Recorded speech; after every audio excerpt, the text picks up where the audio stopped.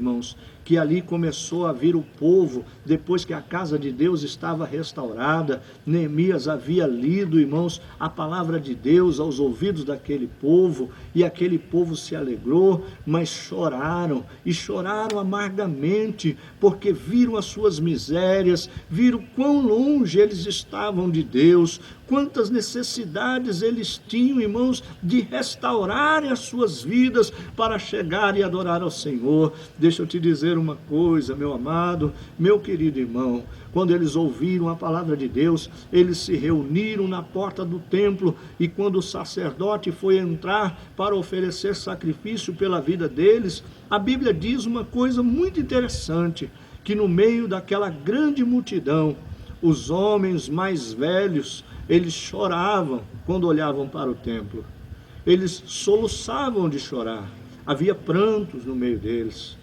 mas entre os jovens havia muita alegria.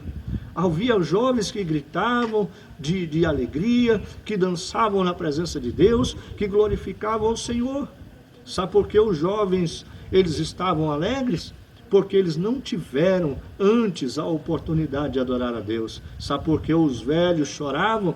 Porque eles reconheciam que os alicerces daquele templo já não eram mais os mesmos daqueles dos quais eles adoravam no tempo dos seus pais. Olha, meu irmão, se a gente observar o pé que está a igreja, a maneira que as igrejas têm se apresentado, meu irmão, muitas vezes eu fico pensando nos nossos irmãos que nos antecederam, naqueles irmãos mais velhos, os irmãos que vieram, irmãos, abrindo o caminho, que vieram propagando este evangelho, que muitas vezes, irmãos, deram a própria vida para que a palavra de Deus chegasse até nós. Olha, meu irmão, eu sei que muita gente boa que passou, irmãos, nos ensinando a palavra de Deus, se eles pudessem, irmãos, enxergar no que se tornou algumas igrejas, certamente, irmãos, eles chorariam, enquanto muitos dos nossos jovens se alegram. Mas não foi para isso, irmãos, que Jesus morreu. Jesus não morreu para nós fazermos da casa de Deus casa de show. Nossa igreja não é espetáculo, púlpito não é palco, pastor, meu amado e querido irmão, não é apresentador de televisão. A palavra, meu amado e querido irmão, ela tem poder em si só, e nós, irmãos, cabe a nós entendermos que nós não somos o cozinheiro, nós somos meramente o garçom que serve o prato. Nós não somos, amados e queridos irmãos, detentores da palavra. A palavra foi revelada, meu amado e querido irmão, aos nossos irmãos do passado, Pedro, João, Marcos e tantos outros. O que nós só fazemos, irmãos, é reproduzir o que eles já pregaram lá atrás. Então, meu amado, meu querido irmão, deixa eu abrir os teus olhos espirituais, foge deste negócio de tantas promessas, são tantas coisas que são ditas e que nunca vão se cumprir. Olha, meu amado, meu querido irmão, é bem melhor você ouvir uma palavra simples e verdadeira, mas sentir no teu coração a presença do Deus Todo-Poderoso. Olha, quando você tomar a decisão de limpar a tua casa espiritual, eu digo a tua casa espiritual porque é a tua própria vida. Quando você tomar a atitude de limpar a tua própria vida, certamente a tua casa, lugar da tua habitação, aonde você volta todos os dias para o teu descanso, também será limpa, porque ao mudar a sua vida, o ambiente que você está também será transformado. Deixa eu te dizer uma coisa, não há nada de errado no lugar em que nós vivemos. Sabe o que eu acho lindo? É que se nós olharmos para a história, nós vamos perceber que Adão estava num paraíso. Ele estava, irmãos, fundamentado por Deus, num lugar, irmãos, de plena paz. Ele estava cercado por 4 rios que cortavam o jardim. Ele não precisava, irmãos, de tanto esforço físico para colher os frutos. Ele vivia, irmãos, livre de doenças, ele vivia livre de problemas. O Senhor deu uma esposa a ele, que era para ele a sua adjutora, a sua auxiliadora, nada lhe faltava. Todos os dias, Deus descia ao entardecer, visitava aquele homem, falava com ele, e ele tinha o prazer de adorar a Deus face a face. Mas, no entanto, com todos os bens que o cercavam, a serpente adentrou o jardim, enganou a sua esposa, e alguém diz assim: puxa vida, se Eva não tivesse cedido.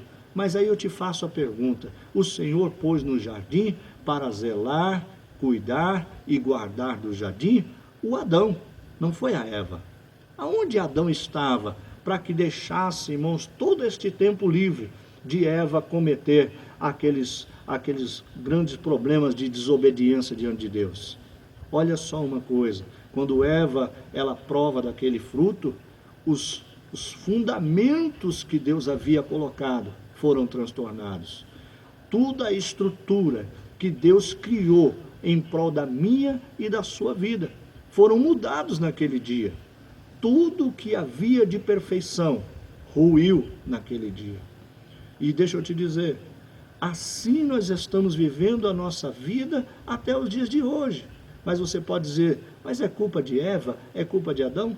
Olha, meu irmão, certamente, se Eva e Adão também não tivessem caído lá, certamente, irmãos, nós teríamos caído, porque nós não somos e nem seremos melhor do que eles foram. E o diabo, a Bíblia diz que ele é astuto, o nosso inimigo, ele anda em derredor buscando a quem possa tragar. A palavra que nós lemos diz que o Senhor é o nosso refúgio. Você precisa guardar a sua vida no Senhor. Sabe por quê? Porque os ímpios armam o arco, põem as flechas nas cordas e disparam contra nós as espreitas para atingir o nosso coração. Todos os dias o inimigo faz frente à nossa vida para tentar destruir o nosso coração. Mas se você estiver com a sua vida guardada em Deus, ainda que os fundamentos venham ser abalados, você vai estar firme, porque o Senhor é quem guarda você de toda a armadilha do mal. Toda arma preparada contra ti não prosperará. O Senhor é o nosso escudo e broquel, é Ele quem sai em defesa do seu povo, e nós temos uma garantia, uma certeza. Não é o lugar que nós estamos que nos garante vitória, mas é a fidelidade que brota no coração daquele que guarda a palavra de Deus. Quer observar uma coisa? Um homem, irmão, sujeito às mesmas paixões. A Bíblia diz que um certo dia ele está dentro de um jardim, não tão bonito quanto o do Éden, mas lá ele está orando, buscando a presença de Deus, lá ele está falando com o Papai do céu, e junto dele estão os seus companheiros, mas todos eles dormiram. E enquanto Jesus está orando, irmãos, é porque vem se aproximando a hora dele ser entregue nas mãos dos homens maus. A Bíblia diz que ele soa e ele chora grandes gotas de sangue. Olha, irmão, esta palavra mexe muito comigo, porque alguém chegar, irmãos, ao ponto de tamanha aflição e angústia no coração, porque ele sabia exatamente o que ele ia passar por mim e por você. A Bíblia diz que, mesmo sabendo de todas estas coisas, ele não voltou atrás. Quando aqueles homens chegaram, irmãos, e foram para prendê-lo, ele se colocou em pé no meio de todos eles, e o que eu acho lindo na humildade de Jesus, ele não era mais do que nenhum daqueles que estavam com ele. Quando vieram para prendê-lo, cercaram o lugar e disseram: quem é Jesus? E ele disse: sou eu. E aqueles homens caíram por terra. Era tão interessante, irmãos, porque eles poderiam ter prendido Jesus de cara. Sabe o que me chama muita atenção? É a maneira com que Jesus se apresenta, porque ele não vem vestido diferente, ele não sobe num lugar diferente, ele não tem uma cadeira em destaque, ele se apresenta como todos os outros. E muitas vezes a gente vê pregadores dizendo: não olhe para mim, olhe para Jesus, eu sou só um homem. Mas ele tem um trono, ele tira os sapatos e alguém beija os seus pés, ele sobe nas costas do membro literalmente. ele usurpa do poder que Deus lhe deu e se esquece de que este poder não é dele. Jesus sendo o dono de todo o poder, ninguém viu diferença entre ele e os demais apóstolos, ao ponto de Judas ter que se apresentar e dizer: olha, aquele que eu beijar a face, este é Jesus.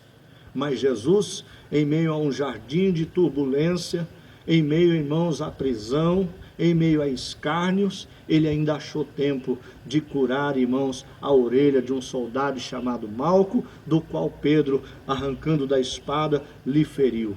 Deixa eu te dizer uma coisa, não é o lugar que você está que vai fazer diferença na sua vida. Talvez você ore dizendo a Deus: me leve para longe daqui, me coloque num lugar onde eu não conheça ninguém e eu comece do zero. Não é isso que vai mudar a sua vida. O que vai mudar a sua vida é começar um projeto de dentro para fora. É quando o Senhor entrar na sua vida, é que você vai passar a viver o melhor de Deus. Sabe por que aqueles velhos choravam? Porque os fundamentos não eram mais o mesmo. Sabe por que os jovens se alegravam? Porque ainda não tinham provado aquilo que os velhos haviam experimentado. Tem muita gente vivendo na casa de Deus, mas estão longe da presença de Deus. Deixa eu te dizer uma coisa e eu vou encerrando por aqui. Nós precisamos se achegar à presença de Deus. Os fundamentos muitas vezes podem ser transtornados, podem ser abalados, mas se a presença de Deus te alcançar hoje, certamente a sua edificação prosperará e o Senhor guardará a sua cidade. Eu quero convidar você a orar comigo. Senhor nosso Deus e nosso Pai, Deus amado e Deus querido, no nome de Jesus Cristo, teu Filho, nós te agradecemos por esta palavra, Senhor, que temos ouvido nesta noite. Que o Senhor possa ir de encontro a cada ouvinte, ó Pai. Cada família, Deus, que tenha, ó Pai, sofrido os transtornos, ó Pai amado e querido, dos maus costumes que tem adentrado, ó Deus, as casas. Que elas possam, Senhor, lutar pela transformação das suas famílias, mas não mais com a força do seu próprio braço, mas com o entendimento da palavra do Senhor. Que o Senhor possa adentrar a cada família nesta hora e trazer restauração para a vida dos teus amados filhos. Pai de amor e Deus bendito, eu te louvo, eu te agradeço, no nome de Jesus Cristo. Amém.